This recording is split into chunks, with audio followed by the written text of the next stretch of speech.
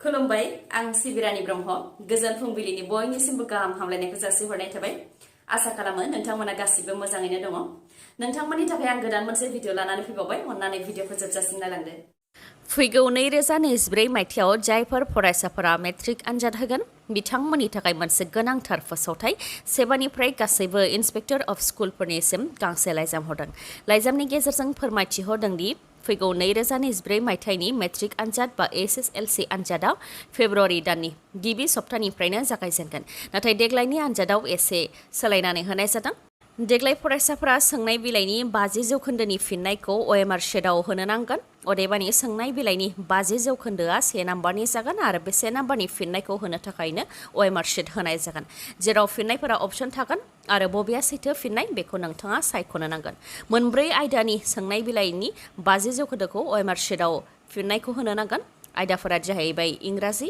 अदेबानि English general mathematics general science आरो social science जाय ओएमआर शीटआव फरायसाफ्रा फिननायखौ होगोन बे ओएमआर शीटखौ उनाव कम्पिउटाराव नायनाय जागोन फोरमायथिनो गोनांदि सोंनाय बिलाइनि आद्रा थानाय 50 जौखोन्दो नाम्बारनि फिननायखौ होनो थाखाय सिगांनि बायदियैनो मोन 16 पेज थानाय खाताखौ होनाय जागोन जायफोर फरायसाफोरा इउनिट टेस्ट 1आव जिरायदों आरो जायफोर फरायसालियाव थांबाय थादों आरो जायफोर इउनिट टेस्ट 2 हाफ इयारलि आनजाद बायदिखौ होनायजों लोगोसे प्रि बोर्ड आनजादखौ होगोन अब्लासो बिथांमोनहा मेट्रिक आनजादाव जिरायनो मोनगोन जायफोर फरायसाफोरा थांनाय 2023 मायथाइनि मेट्रिक आनजादाव उथ्रिसारनो हायाखैमोन आरो बैफोर फरायसाफोरा थाखो 10आव मुं थिसनफिनदोंमोन नाथाय इउनिट टेस्ट 1खौ होनो मोनाखै बेफोर फरायसाफोरा फरायसालियाव थांबाय थानायजों लोगोसे हाफ इयारलि इउनिट टेस्ट 2 आरो प्रि बोर्ड एग्जामखौ होनो नांगोन अब्लासो बिथांमोनहाबो मेट्रिक आनजादखौ होनो मोनगोन नोंथाङा नोंथांनि मबाइलखौ बाहायनायाव बेसेबां सांग्रां जुदि नोंथाङाबो मबाइल बाहायनायाव सांग्रांथि गैयाब्ला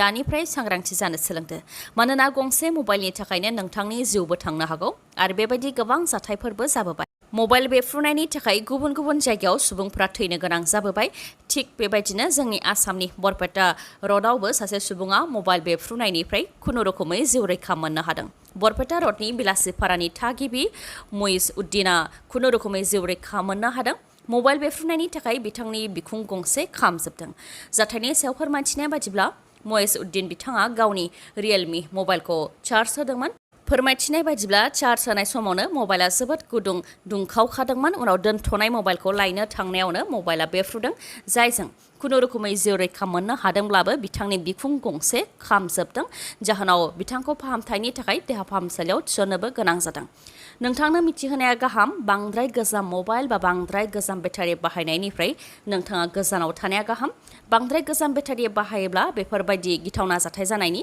लामा थायो बेनि अनगायैबो चार्ज होफुबाय थानाय समाव मबाइल बाहायनायनिफ्राय गोजानाव थानायाबो नोंथांखौ खैफोदनिफ्राय रैखा खालामगोन ट्राइबेल बेल्ट एन्ड ब्लकआव आयेन बेरेखायै थानाय मुस्लिमफोरखौ होखारनो नागिरग्राया गुबैयाव सोर हाग्रामा महिलारि ना इउपिपिएल सोरखार जेरावनाखि बिटिआरनि ट्राइबेल बेल्ट एन्ड ब्लकआव आयेन बेरेखायै थानाय मुस्लिमफोरखौ होखारनो थाखाय बिटिसि सोरखारनिफ्राय नटिस हरनाय जादों नाथाय बे नटिसआ बिटिसि सोरखारनिफ्राय हरनाय जादोंब्लाबो मुस्लिमफोरखौ होखारनो नागिरनायनि मास्टारमाइन्ड बा गाहाया हाग्रामा महिलारिसो नामा मुस्लिमफोरखौ होखारनो थाखाय नटिस हरनायनि सायाव बिटिसिनि हाग्रा बिफाननि इएम रन्जित बसुमतारी बिथाङा मा फोरमायथिदों फै जों मिथिनानै लानि इएम रन्जित बसुमतारी बिथाङा फोरमायथिदों दि बिटिसिनि मोनजिगु ट्राइबेल बेल्ट एन्ड ब्लकआव 1,01,000नि गोबां सुबुंफोरा आयेन बेरेखायै हाबनानै दं होननानै हाग्रामा महिलारिया हाइकर्टआव केस होदोंमोन आरो हाग्रामा महिलारियानो मुस्लिमफोरखौ सायख'नानै होस्रांनो थाखाय नटिस हरदोंमोन बेनिनो बिथोनखौ हाइकर्टआ हरदों जाय होस्रांनायनि नटिसआ जोंनि सोरखारनि समाव अदेबानि इउपिपिएल आरो बिजेपि सोरखारनि समाव फैदों होननानै फोरमायथिदों इएम रन्जित बसुमतारी बिथाङा 2020 मायथाइनि बिसायख'थियाव बिपिएफनो भट होआबा मुस्लिमफोरखौ होस्रांनो हुमखि होनो थाखायनो बिपिएफआ बेबायदि खालामदोंमोन होननानैबो फोरमायथिदों इएम रन्जित बसुमतारी बिथाङा लोगोसे इएम रन्जित बसुमतारी बिथाङा बुंथिबावदों दि दरंगा मेलायाव 210 नखरखौ होस्रांनाय जागोन बेनि मादाव गं 140आ मुस्लिम नखर गं 26आ बर' नखर आरो गं 23आ आदिबासि आरो गुबुन गुबुन नखर बे होस्रांनायाव मुस्लिम बर' गार' रावखौबो थांखिनानै होस्रांनाय जानाय नङा जायफोर रिजार्भ फरेस्टआव थादों रावबो रेहाय मोननाय नङा होस्रांनाय जाखागोन होननानै बुंथिदों बिथाङा आरो फोरमायथिबावदों दि 2003 मायथाइनि 10 फेब्रुवारिनि सिगां जायफोर बिटिसिआव थादों बिथांमोनहा बिटिसिनिनो थागिबि आरो बिटिसिनि मोनजिगु ट्राइबेल बेल्ट एन्ड ब्लक जोनोम जानायनि सिगां जायफोर थादों बिथांमोनहा हाबलाय फानलाय खालामनो मोन्थाय दं। नाथाय ट्राइबेल बेल्ट एन्ड ब्लक जोनोम जानायनि उनाव आयेन बेरेखायै थानायफोरा हाबलाय फानलाय खालामनो गनायथि गैया होननानै बुंथिदों रनजित बसुमतारी बिथाङा। रायजोआव आयेन बेरेखा जौ, जुवा, ड्राग्स आरो गान्जानि हेंथा सोरखारा गोख्रों राहा लाबोदों, नाथाय लाइसेन्स थानाय जौ गलानि गेजेरजों सोरखारा गोबां रां आरजिबोदों। आसामाव सानसेयाव जौ फाननानै फ्राय 10 कौटि रां आरजियो। सोलिफुबाय थानाय आसाम आयेन आफादनि जथुमायाव फोरमायथिनानै होदों बेखौ। कंग्रेसनि एमएलए जाकिर हुसेन सिकदारनि सोंथि खालामनायाव एक्साइजनि मन्थ्रि परिमल शुक्लबैद्य बिथाङा जौ फाननायनि सोमोन्दै फोरमायथिनानै होदों। मन्थ्रिया फोरमायथिनाय बायदिब्ला रायजोआव सानसेयाव 10 कौटि रांनि जौ फाननाय जायो। बेनि मादाव इन्डिया मेड फरेन लिकुइडखौ 3,772.577 बाल्क लिटार, बियारखौ 1,66,589.883 बाल्क लिटार आरो कान्ट्रि स्पिरिटखौ 57,818.365 बाल्क लिटार फाननाय जादों। गासै 5,30,000 बाल्क लिटारनि गोबां, जायखौ सानसेयाव 10 कौटि रांनि गोबां बेसेननि फाननाय जायो। फोरमायथिनाय बायदिब्ला आगस्त दानावनो 1,778,75 लाख रांनि जौ फाननो हादों। दुखुनांथाव खौरां, जम्मु एन्ड काश्मीराव उदखारिफोरनि गुलि गावनायजों सानै आर्मि अफिसार आरो सासे पुलिस अफिसारनि जिउ गोमादों।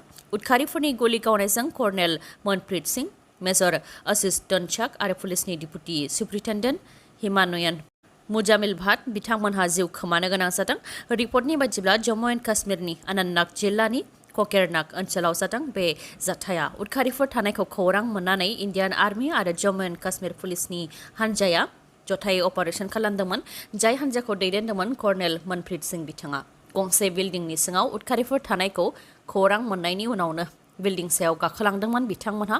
बेयावनो उदखारिफ्रा थाद'नाय गैयालासे इन्डियान आर्मि आरो जम्मु एन्ड काश्मीर पुलिसनि सायाव गुलि गावलुंदों, जायजों कर्नेल मनप्रीत सिंह बिथाङा जायगायावनो जिउ खोमानो गोनां जादों आरो मेजर आशीष धनचक आरो पुलिसनि डिप्युटी सुप्रिन्टेन्डेन्ट हिमानयन मुजामिल भाट बिथांमोनहा जोखोम जादोंमोन, उनाव देहा फाहामसालियाव जोबथा हां लाहैदों। रिपर्टनि बायदिब्ला उदखारिफ्रा ओरैबायदि गुलि गावग्लुंदोंमोन दि जोखोम जानाय बिथांमोनखौ रैखाथि होनायाव सम लादों। मिथिहोबावनो गोनांदि 24 घन्टानि गेजेरावनो जम्मु एन्ड काश्मीराव मोननै अपारेशन जादों। मोनसे अपारेशना राजौरी जिल्लायाव जादोंमोन, जेराव सानै उदखारिफोरखौ गावथारनो हादों आरो जोंनिफ्राय इन्डियान आर्मिनि सासे जिउ गोमादों आरो 3 सिकिउरिटि फर्सआ जोखोम जानो गोनां जादोंमोन। रायजो राजानि खामानि मावनो थाखाय बिबान मोननाय आरो रायजो राजानि थाखाय आयेन बानायग्रा जोंनि हादरनि एमपिफोरा गासैबो गोग्गो नङा। गोबां एमपिफोरनियानो गोबां केस दं। हादरनि बेसेबां एमपिफोरनाव केस दं आरो सोर बा बबे राजखान्थि हान्जानि एमपिफोरा धोनिसिन बेनि सायाव डाटा फोसावदों। डाटानि बायदिब्ला हादरनि लकसभा आरो राज्य सभानि सा 776 एमपिनि मादाव सा 763 एमपिफोरनि सायाव डाटा फोसावनाय बायदिब्ला सा 763नि मादाव सा 306 अदेबानि 40% एमपिफोरनावनो क्रिमिनेल केस दं आरो सा 194 अदेबानि 25% एमपिफोरना सिरियास क्रिमिनेल केस दं। बेनि अनगायैबो सा 53 अदेबानि 7% एमपिफोरा बिलियनारिस अदेबानि 10,000 लाख रांनि धोन सम्पतिनि बिगोमा।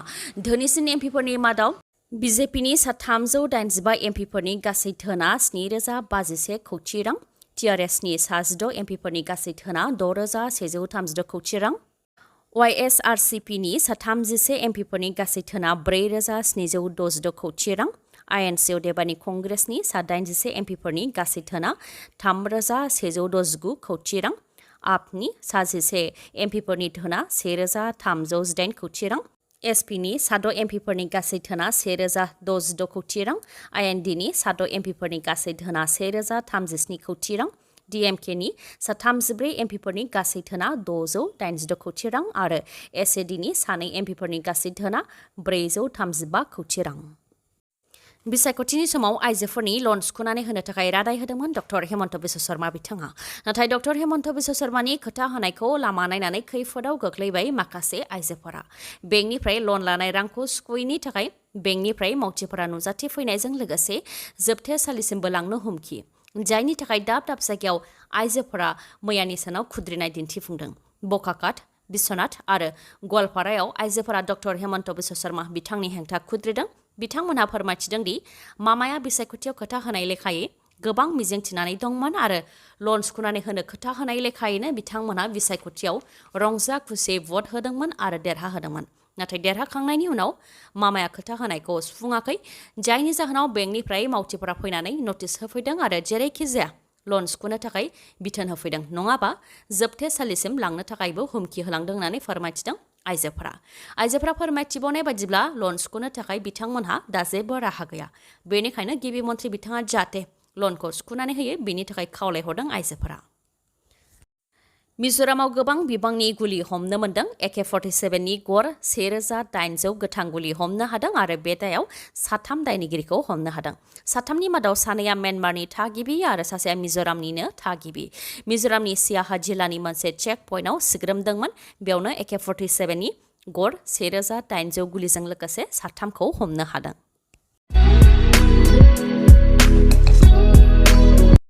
गोजोन्थों खौरां बङाइगाव जिल्ला मानिकपुरनि मानास अट' श'रुमा लन काम एक्सचेन्ज मेला खुंनो आखायाव लादों। फुजानि थाखाय जोबोद मोजां अफार होदों मानास अट' श'रुमाव। नोंथाङाबो फुजानि थाखाय मटर साइकेल बा स्कुटि बायनो सानदोंब्ला मानास अट' श'रुमनिफ्राय गोदान मटर साइकेल बा स्कुटिखौ बायनो हागोन। नोंथाङा जुदि गोजान जायगानिबा बा मानिबा जाहोनाव श'रुमसिम फैनानै गोदान मटर साइकेल बा स्कुटिखौ लांफैनो हायाखैबा नोंथाङा जिंगासिनांगौनि जेबो गोनांथि गैया। मानोना मानिकपुरनि मानास अट' श'रुमा नोंथांनि थाखाय हम डिलिभारिनिबो राहा खालामनानै होदों। बेनि अनगायैबो जायखिजाया कम्पानिनि गोजाम मटर साइकेल बा स्कुटिखौ नोंथाङा सोलायनानै बे फुजानि समाव गोदान मटर साइकेल बा स्कुटिखौ नोंथाङा मोननो हागोन।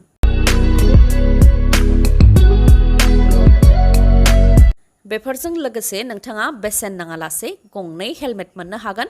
जायखिजाया गारियाव टेंकि आबुं जाजासे थाव मोननो हागोन आरो गोबां खाबुफोरखौ नोंथाङा मोननो हागोन। फुजानि थाखाय गोदान मटर साइकेल बा स्कुटि बायनो थाखाय नोंथाङा थांखि दंब्ला बेनो नोंथांनि थाखाय साबसिन खाबु। नोंथाङा गोख्रैनो मानिकपुराव थानाय मानास अट' श'रुमनिफ्राय गोदान मटर साइकेल बा स्कुटिखौ बायनो हागोन। माबाफोर मिथिबावनो हास्थायोबा 9101272776 नङाबा 7002601255 बे नाम्बाराव खौरां लाहरनो हागोन। गोजोन्थों। दिनैनि भिडिअ'आ एसेनोसै। गाबोन फिन लोगो मोनफिनबावगोन। नोंथाङा जुदि आंनि भिडिअ'खौ मोजां मोनदोंबा लाइक, कमेन्ट आरो शेयार खालामनो दाबाव। गोजोन्थों।